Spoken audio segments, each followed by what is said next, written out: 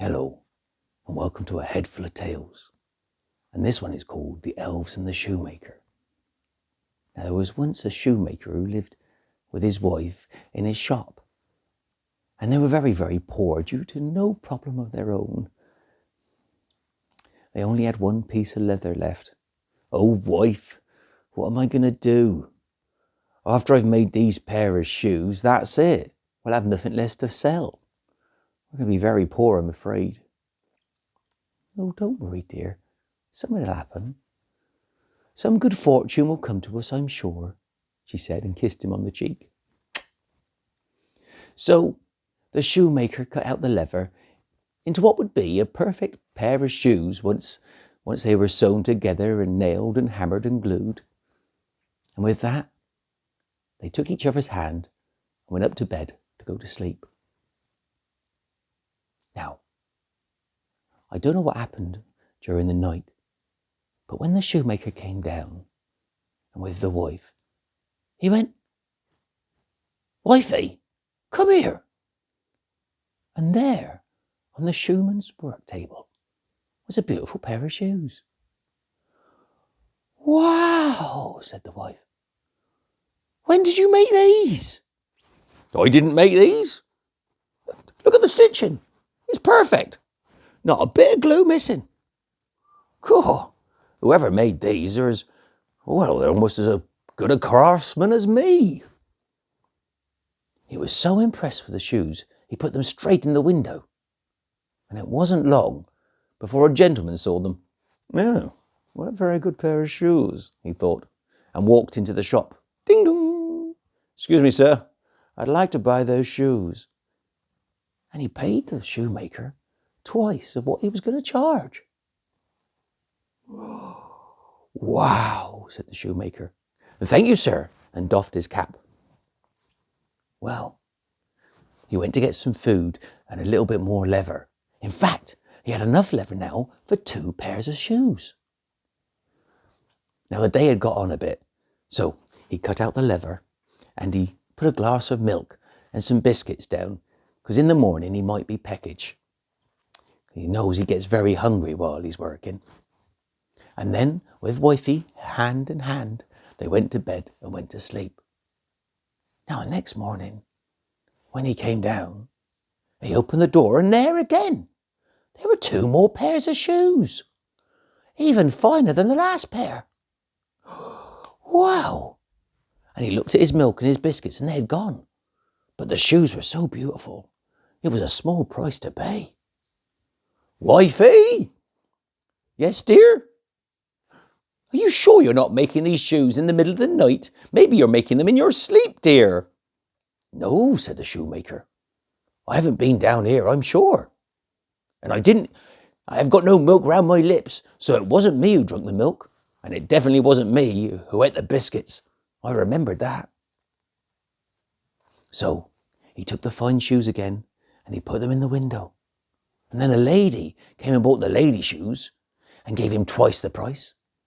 And then another gent came in and bought the other shoes and paid 3 times the price. Now the shoemaker had enough money to buy enough leather for 4 pairs of shoes. Again that night, he cut out the leather, he laid it out on the table, he put some milk and some biscuits and a little bit of bread and cheese on the table, and then went to bed with his wife, and they went to sleep. And again, that night, something must have happened down in the workshop, because in the morning, when he walked through the door, there were 4 pairs of shoes. And again, they sold for twice the price. So he bought twice the amount of leather, which meant 8. And this went on for weeks and weeks. Every day, the miller would buy some food and twice as much leather. And soon his shop was full of shoes. All sorts of beautiful shoes, red ones, pink ones, purple ones. They were amazing. And in fact, he was so impressed, he had to know who was making the shoes. Who is making these shoes, he thought. I must find out who.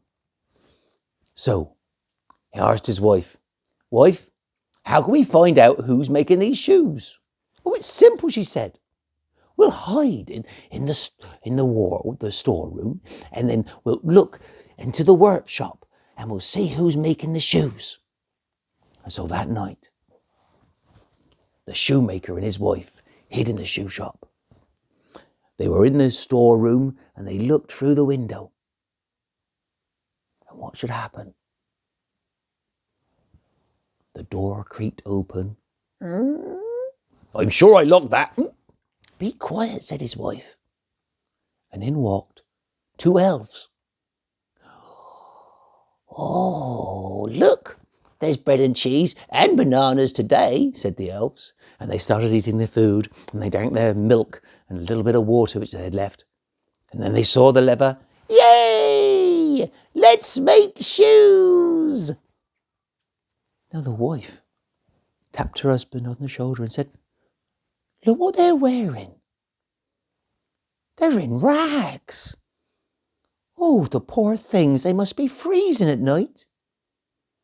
But the elves were busy working away. They were sewing and stitching and hammering and gluing. Oh, and by the end of the night, they had thousands of shoes made.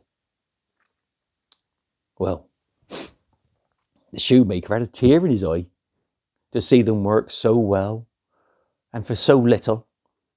"Wife," he said, once the elves had gone and they came out of the store cupboard, "Wife, we have to do something to say thank you to these people. These little elves have made us rich." "You're quite right," said the wife. "Husband, don't buy too much leather today. Instead, go and buy some material.